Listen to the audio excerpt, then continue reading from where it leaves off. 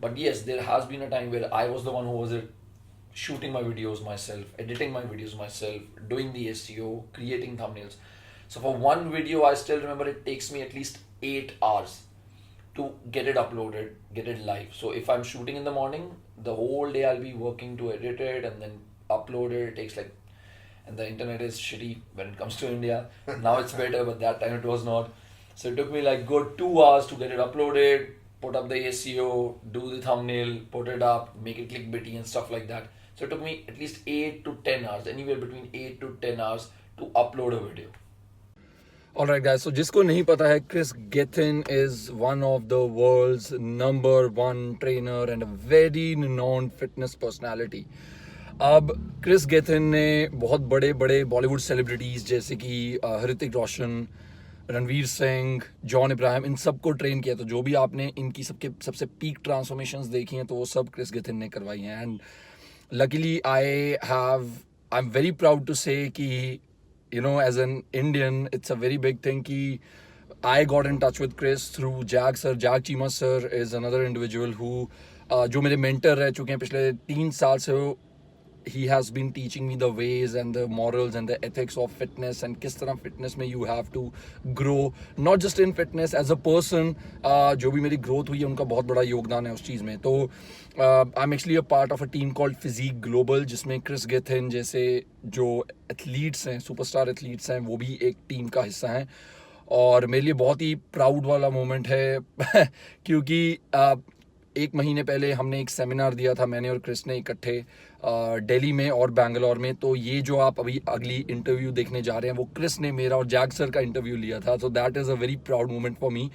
And यहाँ पे हम बात करते हैं कि किस तरह हमने यूट्यूब चैनल को ग्रो किया, किस तरह मेरा जो फिटनेस करियर है सोशल मीडिया पे ये किस तरह ग्रो हुआ, और क्रिस अपनी तरह से अपना जो योगदान है फिटनेस में और जो उनकी थिंकिंग है कि किस तरह फिटनेस और सप्लीमेंट्स और सोशल मीडिया को किस तरह वो देखते हैं, तो ये है. तो आई होप जो अगले के कुछ मिनट्स हैं आप इन्जॉय करेंगे. जो वीडियो है वो इंग्लिश में है. अगर आप सही में वैल्यू चाहते हैं कि किस तरह आप अपने, अगर आप आगे सोच रहे हैं सोशल मीडिया पे ग्रो करने का, फिटनेस में आना चाहते हैं, फिटनेस में करियर बनाना चाहते हैं, तो इस पूरी वीडियो को देखिए एंड आई कैन प्रॉमिस आप डिसअपॉइंट नहीं होंगे. तो आई होप कि आप वीडियो को इन्जॉय करेंगे, आपको सीखने को मिलेगा. And as I said, it's a very proud moment for me as an Indian की एक बाहर के सुपरस्टार एथलीट जो हैं, जो कि एक तरह से मेरे मेंटर भी है, उन्होंने हमारा इंटरव्यू लिया है. तो हमारी सबकी इसमें बहुत बड़ी जीत है. तो I hope you will enjoy the next few minutes and please comment below अगर आप ऐसा कुछ और देखना चाहते हैं. अगर आप चाहते हैं मैं क्रिस के साथ इंटरव्यू करूं और यहाँ पे इस तरह के इंटरव्यूज़ और देखना चाहते हैं तो will definitely do it. So I am not gonna waste any time and please अब जो है क्लिप शुरू होगी तो इन्जॉय कीजिए. धन्यवाद.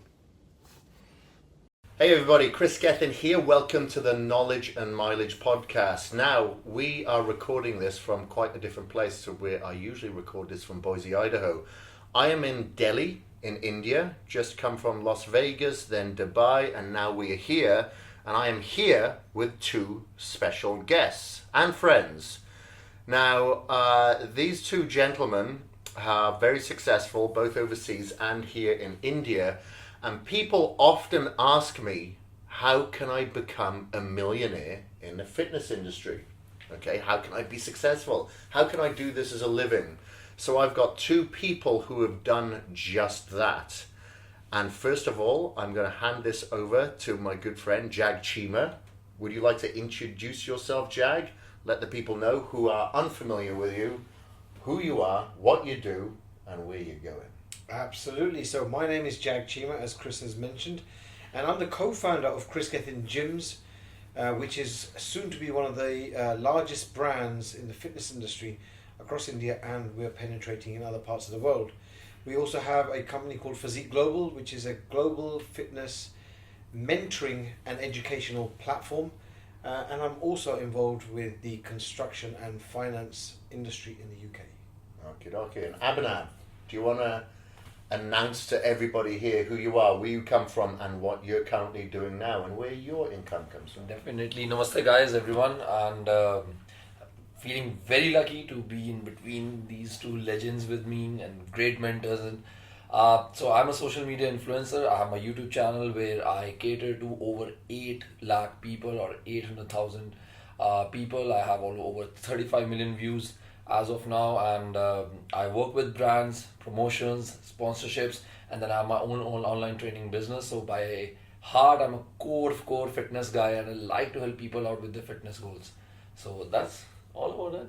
Interesting. So I want to follow up from that, and I'll get back to you on that question. So you have quite a large following on your socials and on YouTube in particular. How long have you been working with your social brand and with YouTube, I'd say? Roughly, it's been 2.5 years since I started being really active on social media. Like, if I have to say, it's been 2.5 years since I've been, grinding whatever I've been doing in the social media. I've been loving my job, doing everything that I can. So yeah, it's just been a lovely journey. A lot of love, a lot of support, a lot of mentorship. Um, it's just been wonderful. Now, so you've been working at that for the last couple of years. So what were you doing prior to that? You was mainly personal training? Not really. I come from an engineering background, and after my engineering, as a not so core engineer by heart, I decided to go into fashion modeling. So I was into fashion modeling. I worked as a fashion model for 2.5 years. I was all over the place, traveling Asia, having new experiences, learning a lot of stuff, having new experiences in new careers before. And then I decided that I wanted to start something of my own, because I just felt that fitness has always been a core part of me. And being someone who helps people out or likes helping people out and reaching their fitness goals, because I just believe that any kind of a transformation that you want in life, whether it's in your career, whether it's in your personality development, it always starts with your physical body, because it's the most personal thing that you ever have. Mm-hmm. So it was in 2014 that I decided that I'm gonna start. I'm gonna do my research and development as to how I can contribute in the best way possible for my people in terms of fitness. So that's how I started. Funny that you should say engineering as well at the beginning, because you begun, didn't you, pursuing engineering, or you were pushed to start engineering to begin with, weren't you? Traditionally, in every kind of Asian Indian household, parents either want you to be an engineer or a doctor or a profession like that, because most Indian parents believe that that's the only way to be successful. So my forte was design and build, so engineering kind of was the obvious route for me to take. So yes. So what part of, I must be part Indian or something, because I spent 8 months studying precision and maintenance engineering in college. But then after about 8 months, I was like, you know what, this isn't for me. And that's when I left and went back to college and studied international health and sports therapy for several years. So you've been doing this for a few years, 2014 you said, so it must have been... 2016 I started it, 2014 I decided that I'm going to start something of my own. So it must have been pretty much around that time, as soon as you've made that decision, that you've got to know Jag then. Because I remember several years ago at a fitness expo that you were there. Yes.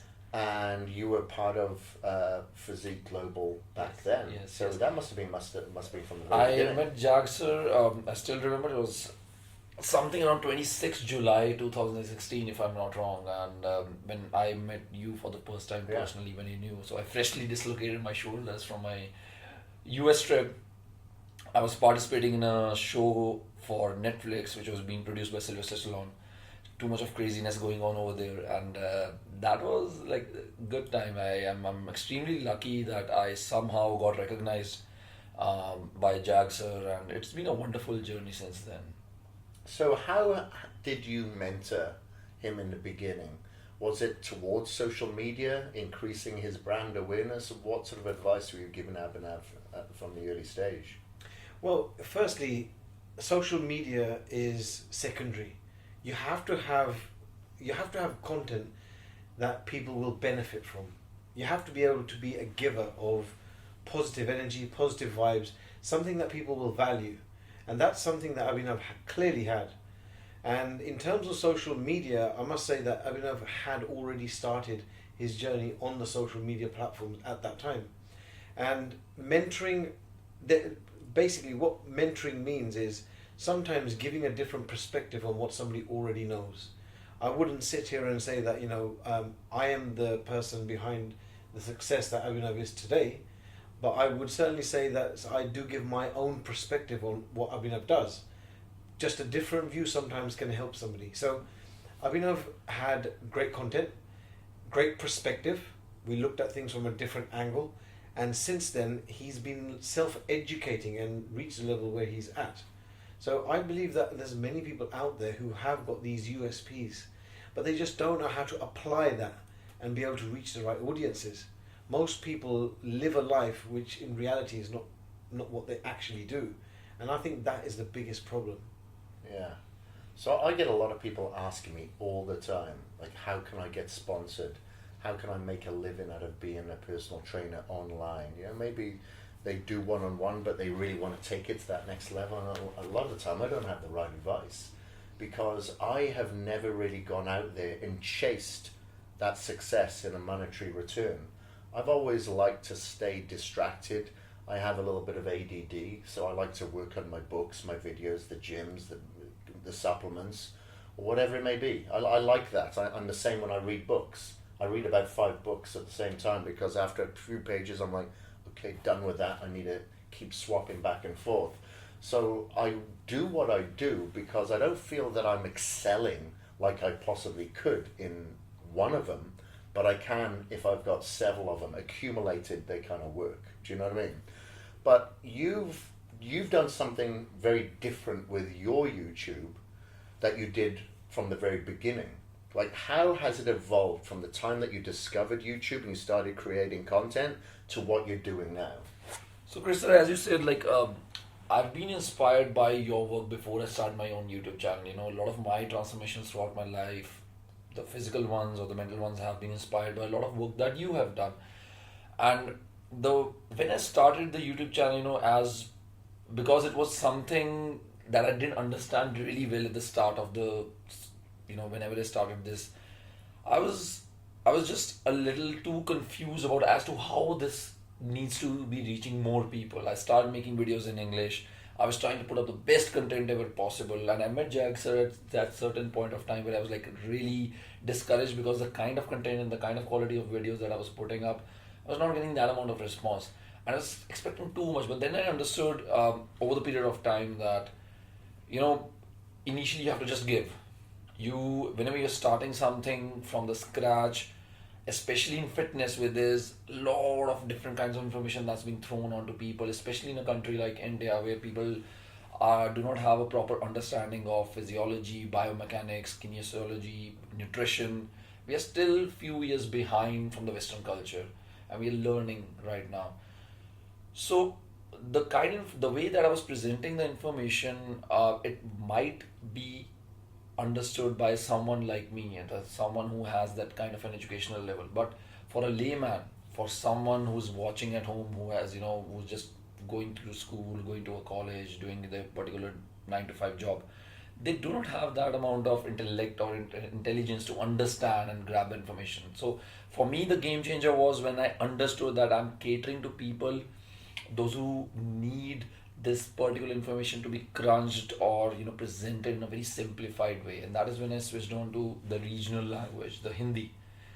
The moment I switched on to Hindi, I compressed everything into a more simplified way, presented everything in a way where everyone can understand what I'm trying to say, not using too much of technical terms, but again at the same time providing them knowledge which no other person was providing, but in a very, very simplified and very absorbable way. That changed the game. So initially we were struggling. We were like I still remember from April 2016 I started my channel till December 2016, we had only 8,000 subscribers. The moment I switched on to Hindi and the moment I started making this change, by March we had 100,000 subscribers. Wow, that's a huge response. So that actually got me into that particular mode where I was like, now I've got this. Now I know what needs to be done. And then I just started putting up content consistently. Did you start working at a cadence as well? So on this particular day, I'm going to get a video out, or like every day of the week? Not really, Crystal. So, as you were saying, you have the ADD. So I have the similar issues. So I cannot work on a particular schedule. I cannot be like on Monday I have to put up this video, on Wednesday I have to put up this video. So I basically go from my instinct. But definitely consistency was the key, and I had decided that I'm gonna put up at least three, and at least three, or maybe if it's a good week and if I have more time, I can do 4 videos each week. So I consistently did that till good amount of time, and we shot like crazy. Like we could see the progress.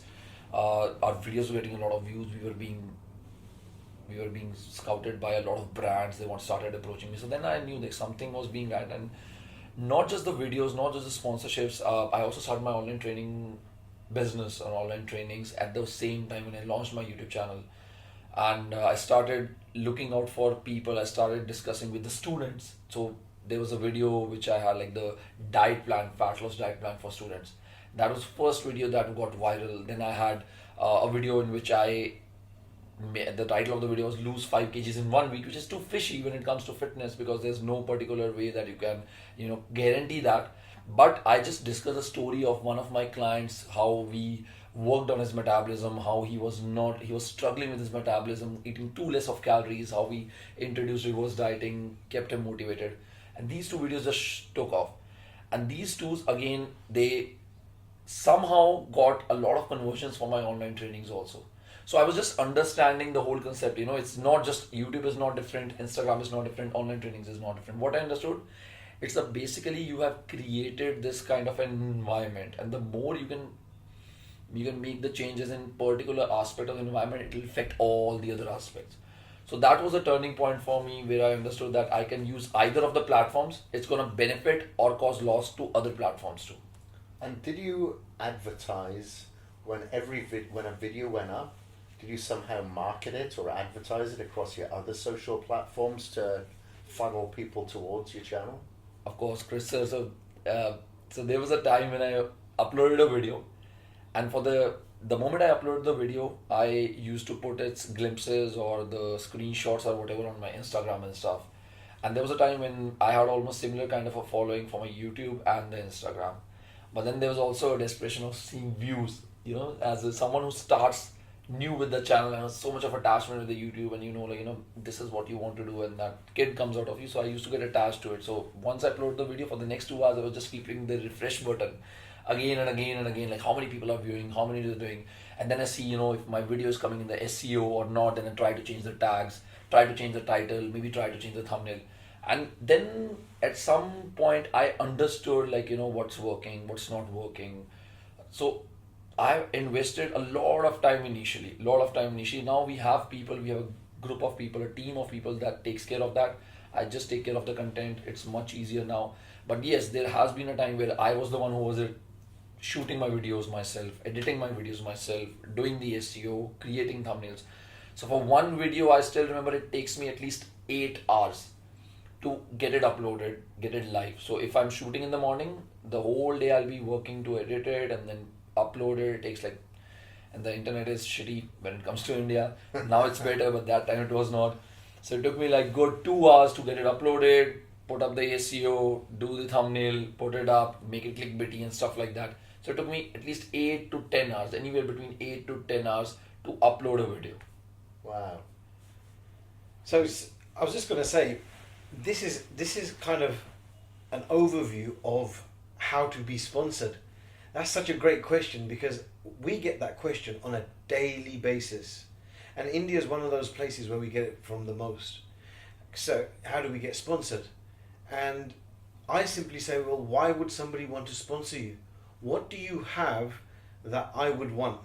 So if I was the investor, if the company belongs to me, why would I invest in you? So that's the question that everybody needs to ask themselves.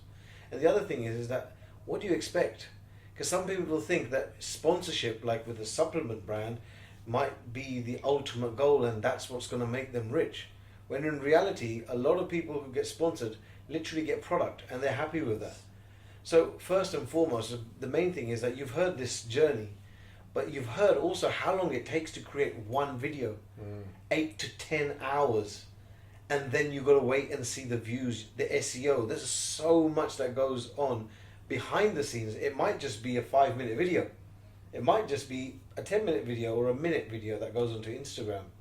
But the effort that goes behind it is what is going to be of value to the person who's going to invest in you. And that's what's going to That's what's going to actually tell you what your value actually is. Are you worth just product, or are you worth actual financial remuneration? So, you know, every single person who's looking for sponsorship or make money from social media, firstly, you got to see not what you're going to get, what are you going to give? Yeah, not only give to the viewer, but what you're going to give to the actual, you know, your product. Like Yes. how much time Yes. and effort are you going to put into actually making that as precisely attractive, with the right wording, with the right editing, Yes, yes. so the consumer gets something that they feel like. Also is top sponsorships, quality. what this was a game changer for me, where I feel extremely lucky to be associated with Jag Chima sir and connected with Physique Global, because also there were certain points in my journey throughout the YouTube channel, you know, even I was a little inclined towards it. It's a free product, okay, I'll get some free products, you know, I can just go there. But then, you know, sat with him, it's just those, you know, those meetings, and I still remember those words where it's like, you have to value yourself. You cannot just let the market know that you're working undervalued, because the market is very cruel. Once they know that you are charging this much, or you're doing the things for free on a barter system, the word is gonna go out, and you're gonna be, you know, you might be not able to get a decent amount of sponsorship money in the long term, because your name is out there that this guy's, and then you're stuck. So it makes a lot of difference how you actually move forward, or how you go forward with your content, and how much value you put in yourself, rather than letting the brands put value on you. Yeah. So there have been a lot of brands. I think for first 4 or 5 months when the brands were approaching, we said everyone no, because they wanted to do a barter, they wanted to do cheap deals and stuff like that. And where Jag Chima sir had a huge role to play. We had a lot of conversations on calls, meetings. So we always knew that we have to stick to this. We have to take that short-term loss for a while, so that our word can go in the market that this guy is not here to bullshit. This guy is here to, you know, do some serious quality work. And that is what has been the reflection of the quality of the content, the quality of the information, the quality of the videos, editing, thumbnails, SEO. Everything that we have till now, it had all been a result of the amount of patience that we have shown as a team since that beginning of 2.5 years. Mm-hmm.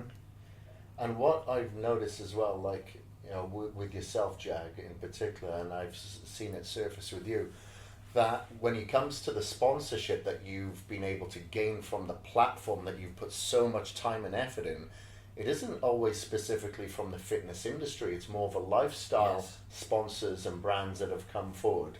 Like, can you touch on a little bit on that, on how you would attract something from outside of the fitness field? Because usually, myself, being born and bred into the fitness field, as it were, or for lack of a better word, I just think, most particularly, okay, a cool bag, it's going to be a shaker, it's going to be a protein, whatever. How do you further yourself, you know, how do you even get to the thought process of being further from the fitness lifestyle brand, because you're a bodybuilder yourself?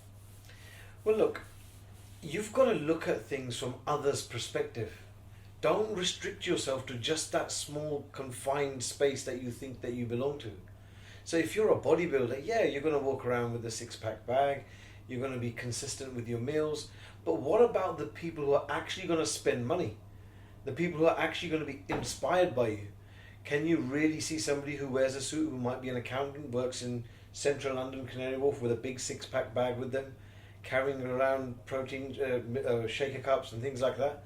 Probably not.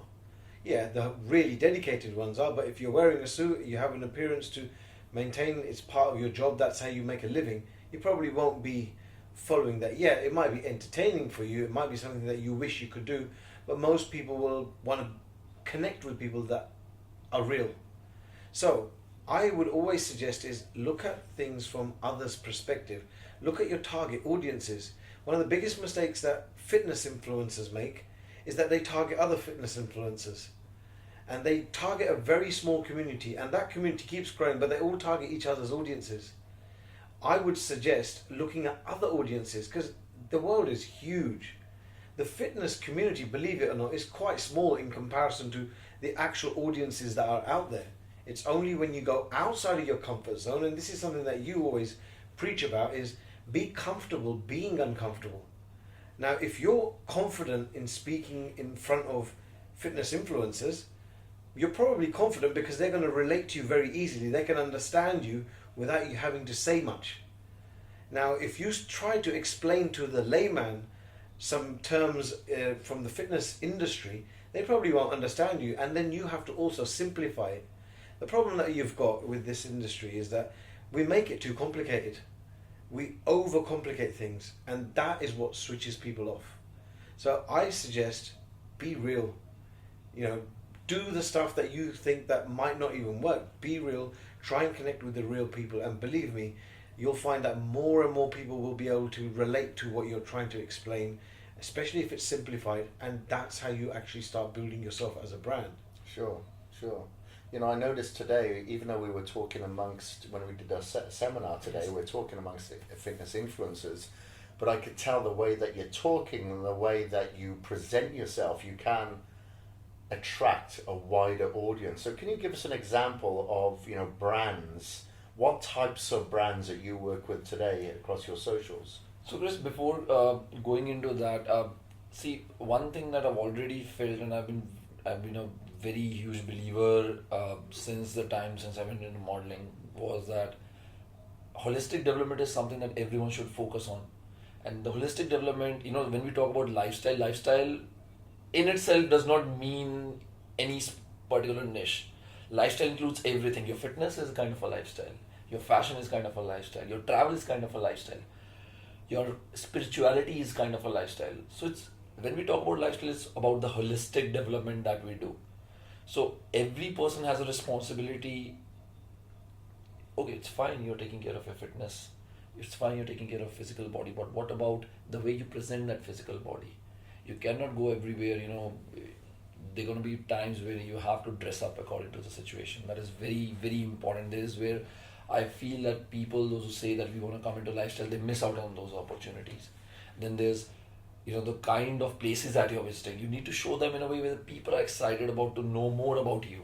You have to present yourself in a way, or you show the audience a particular location in a particular way, you sitting in a particular pose, very candid, very chilled out, where people want to be, okay, I want to be like that. The more you can do that, the more brands will have more trust on you.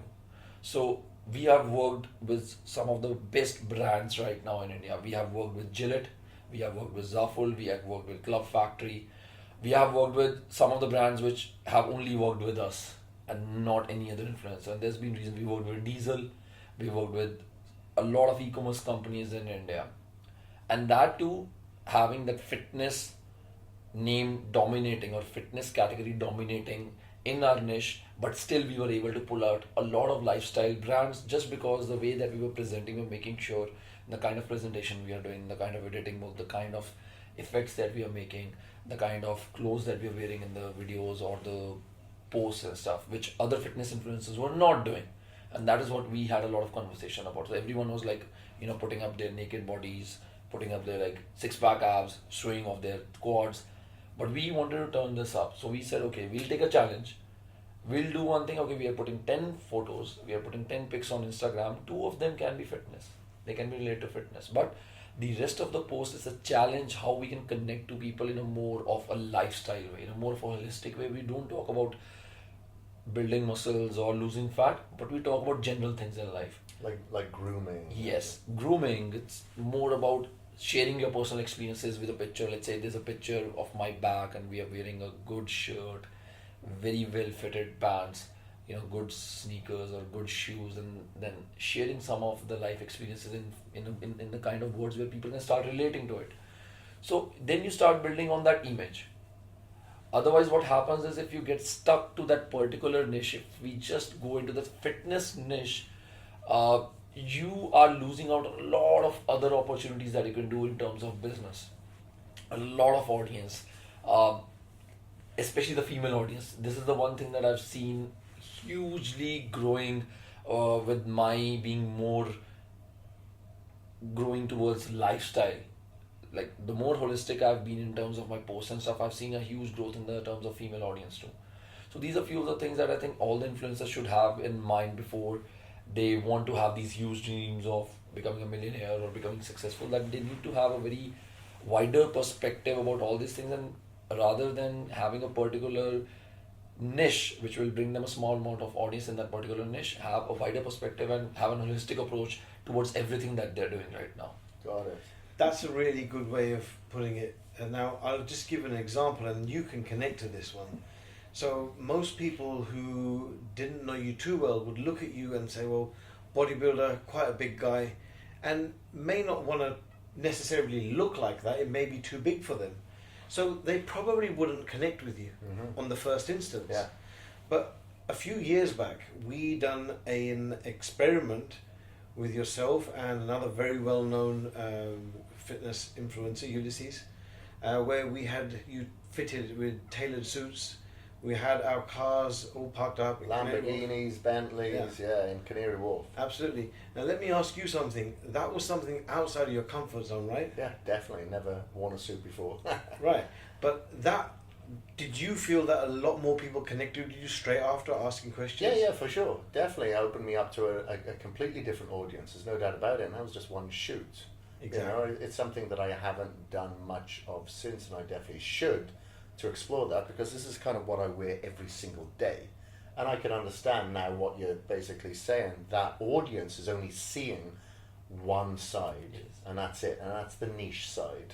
You know, so I can see where this expansion from this holistic approach could open up a person to a completely wider audience that they're trying to tap into. Yes. You know, because that question is going to come from them.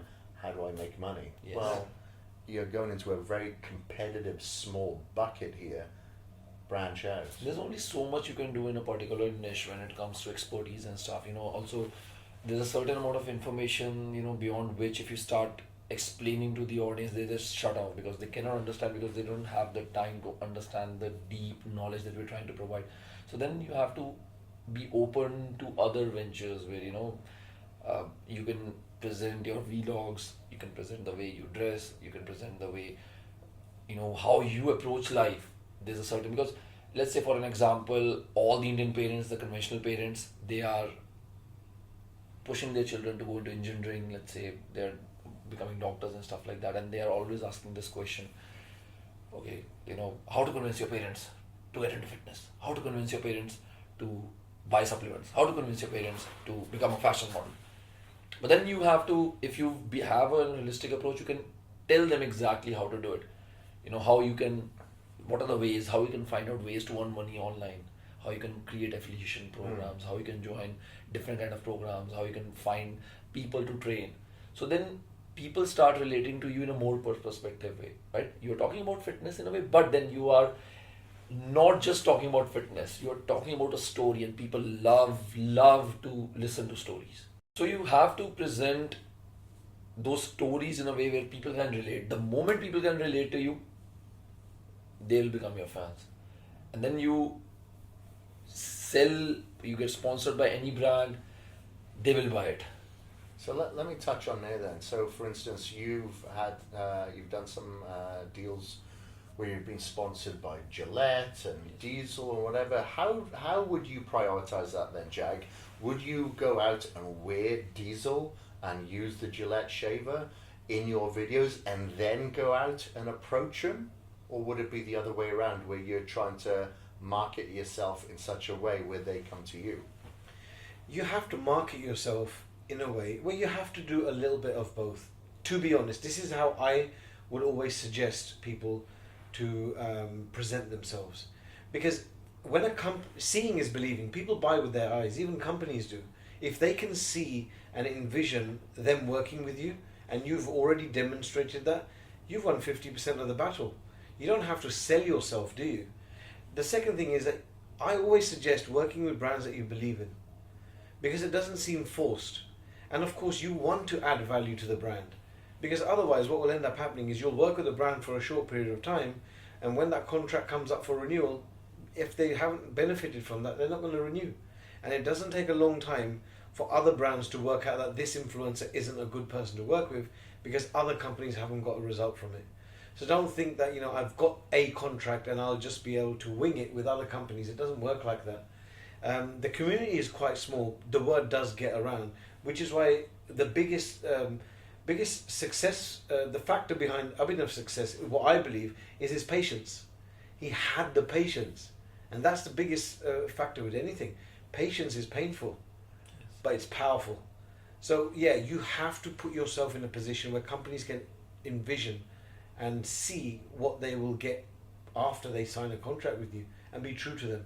So I would suggest going, thinking outside the box, making that effort, taking those extra steps, and actually creating content which you're probably not going to make any money from, but you're going to be that shop window, like you always say, be the shop window.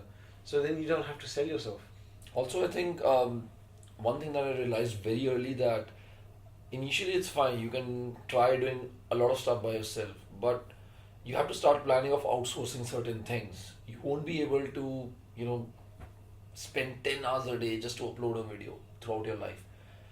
You're just wasting a lot of time on you can contribute all of that time to doing things in which you can create other models of business for yourself.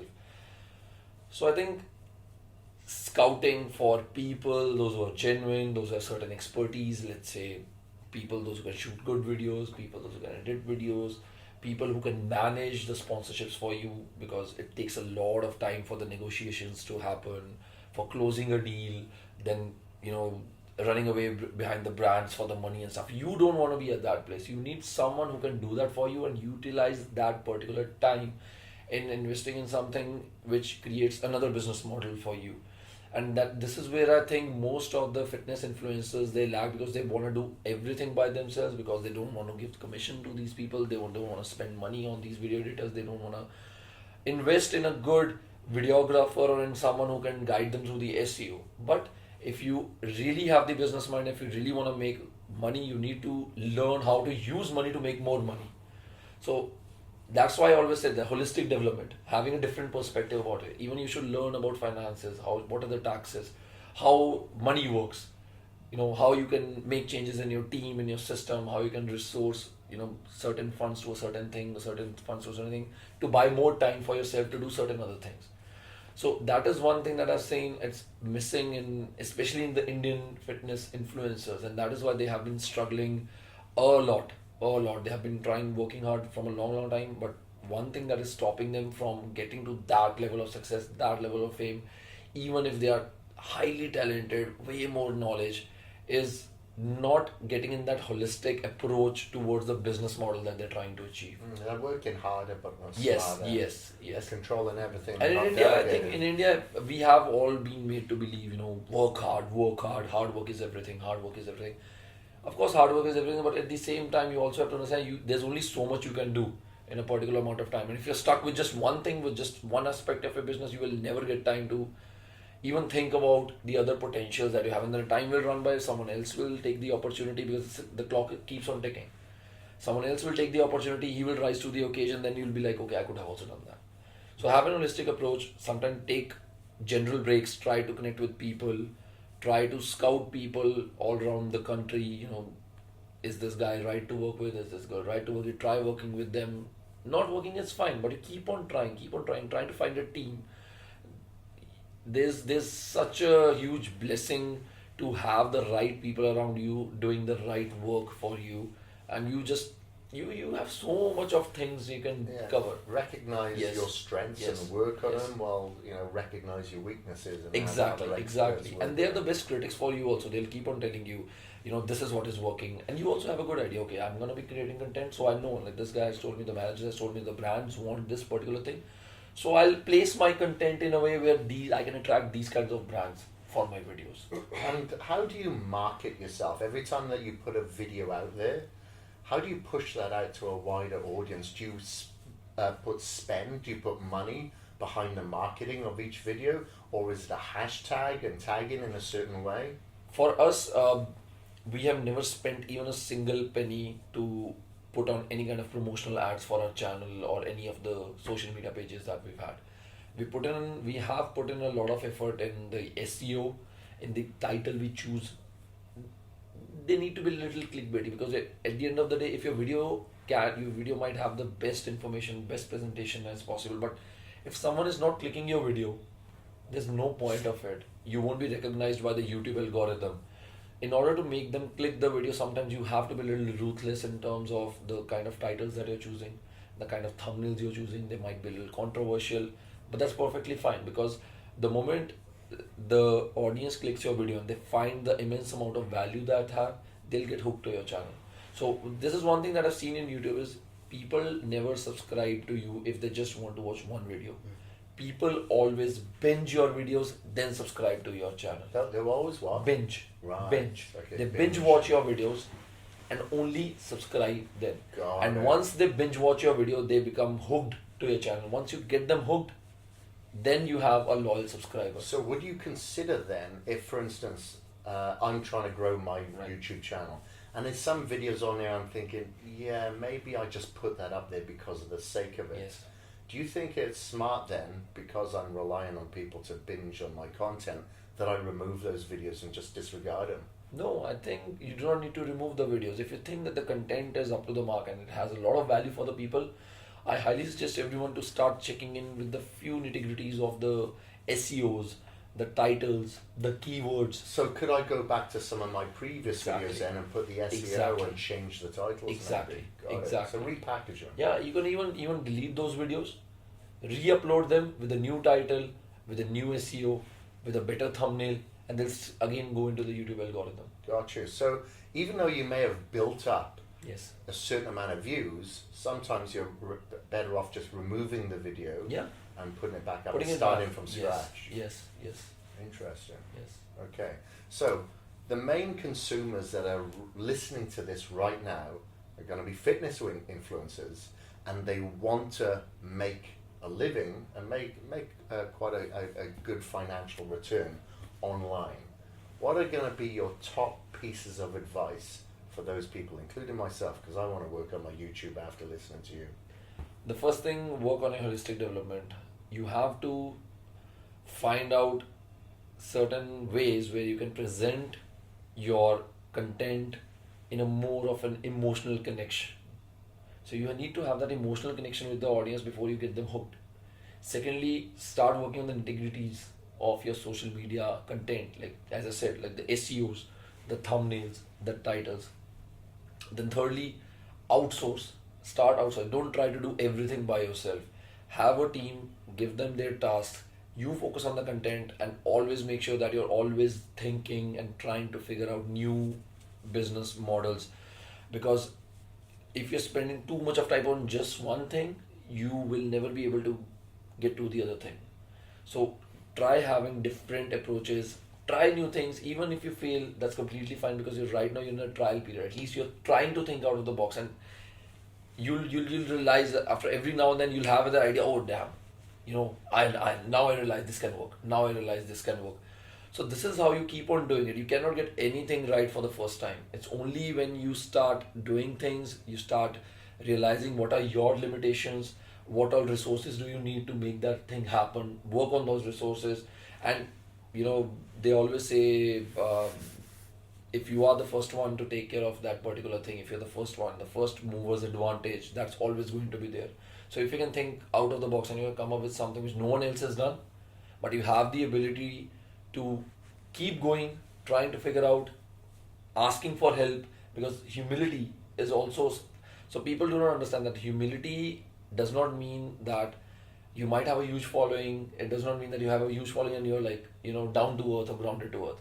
The humility for me is realizing that you don't know everything and then you ask for help. Try to reach out to someone whom you've seen, who you know has already done it, who you know is genuine, who you know that can guide you way, way better than what you can guide yourself to. Mm-hmm. It saves you a lot of time, a lot of energy, a lot of money. So these will be the top advices from my side. So I'm going to save myself a lot of time and a lot of money, and I'm going to come to you and ask you a lot of questions. Always welcome, sir. Always welcome. All right, now you've worked with a lot of top influencers, including Abhinav and Ulysses and Andrea, that have huge followings as well. So what are you suggesting to people out there, again, our viewer right now, who wants to improve their social platform, their spread, and their following that is loyal? Because it can't just be numbers, it can't be likes. It has to be a loyal following that is subscribing to you. What are your top pieces of advice, Jag? Well, my top pieces of advice are always going to be that give. Never stop giving. Every single post that you design, you plan, make sure that there's something there that someone out there can take something away from. because that's what's going to create the loyalty. You have to earn it. It's like the trust, the loyalty. Once you've earned it, it's there. Social media is like television.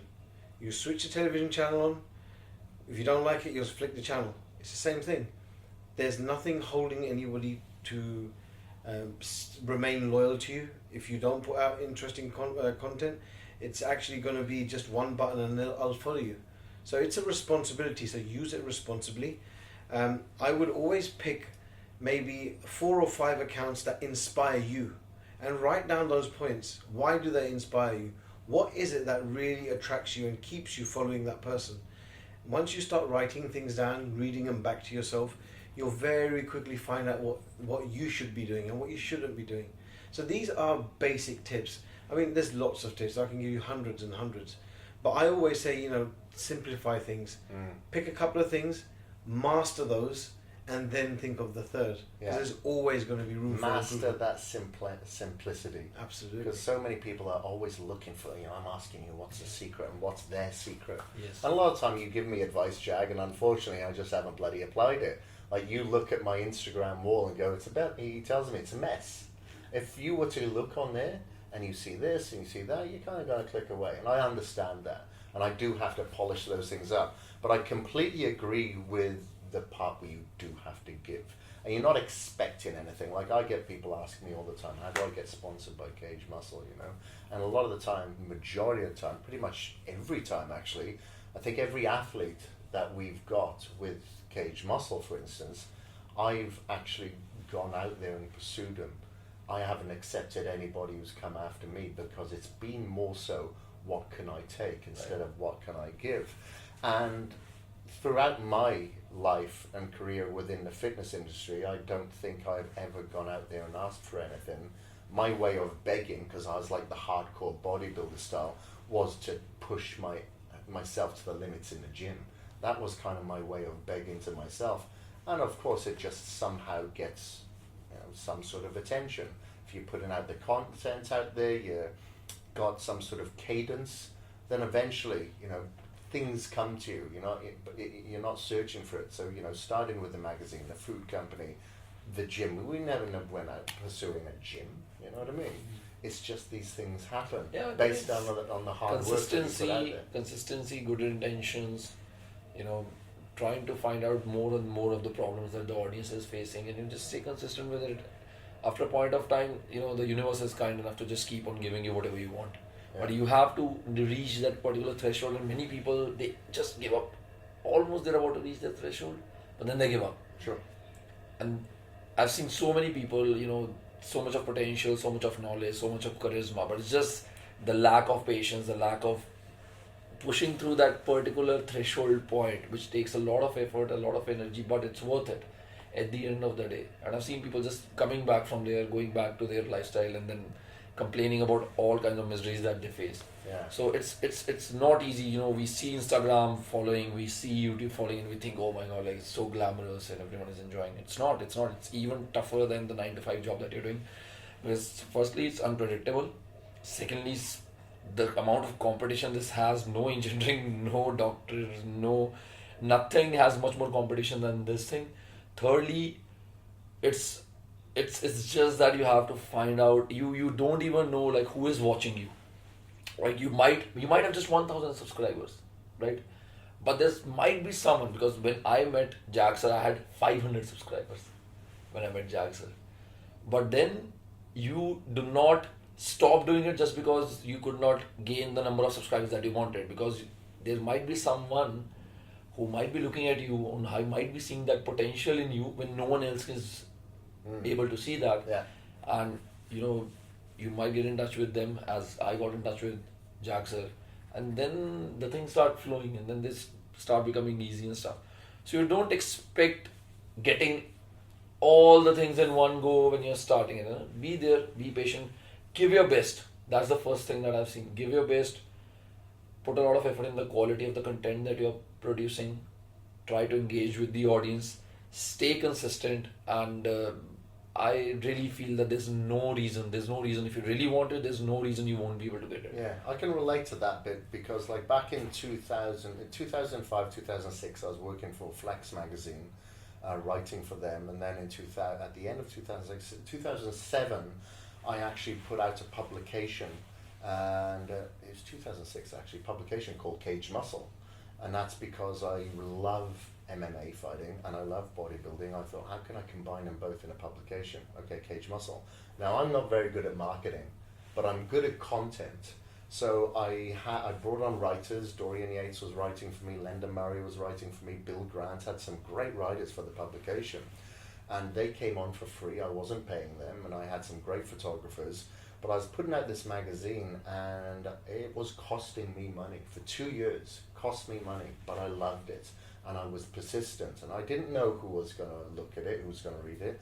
And luckily, Ryan DeLuca, then the founder of bodybuilding.com, called me up and asked me if I would be interviewed for the editor-in-chief position of bodybuilding.com. And I got that position, which then took me away from LA, because I was living in LA for several years, to Boise, Idaho, which I absolutely love. And that all came from being persistent and not expecting anything back. But like you said, you never know who may be looking for that publication. Anyway. Yeah, so it's just like simple. Like, there's a season when you're sowing and the season when you'll be reaping. Yeah. But when you're sowing, you can't freak out because you're not able to reap at the speed that you wanted it to be. If you're sowing, sow your best. Give it your best shot. Give everything you've got. When you don't have anything more to give, only then you try to change the course. Yeah. That is one thing I've seen, stop struggling with whatever is happening, with whatever your expectations are, because you always get what you deserve. If you want to be at a certain position, you need to deserve that certain position. Yeah. So unless you deserve that, you will never get it. Yeah. All right, guys. So it's been a long day. I can see Jag looks like he's going to collapse at any minute. And but you've been going for the last couple of days, Jags, with very little sleep. And he fell asleep during his massage last night. That. Yeah. Jags are always like that. Yeah. And he's got more. This is what happens when he's having to babysit me. It takes his toll. He's my dad, he's my brother, he's my buddy, he's everybody on these tours. So anyway, we will be off to Mumbai in the morning, to Shimbo. It's been an awesome time here in Delhi, and I cannot wait to meet up with you again in Bangalore. Today, we're meeting in Bangalore. I'm super excited, super pumped with it, and we hope we will kill it over there too. Yeah, we'll do another video there too, man. Yeah. Alright, well thank you very much, Abhinav. Thank you very much, Jag. Just lastly, before we leave, what is your YouTube channel so people can find you? My YouTube channel is the name of my name. It's Abhinav MAHAJAN. My Instagram ID is Abhinav MAHAJAN Live. And yeah. And Jag, where can I find you? Jag Chima. Google me. Google you. Alright, well I'm going to put the links to you guys in the show notes so people can find you. But thank you ever so much for joining us. We're going to crash out in your room now, Jag, so we're going to make ourselves comfortable. I'll make some content. Alright, thank you guys. This is the Knowledge and Mileage podcast, and we are out from India. Peace. Namaste.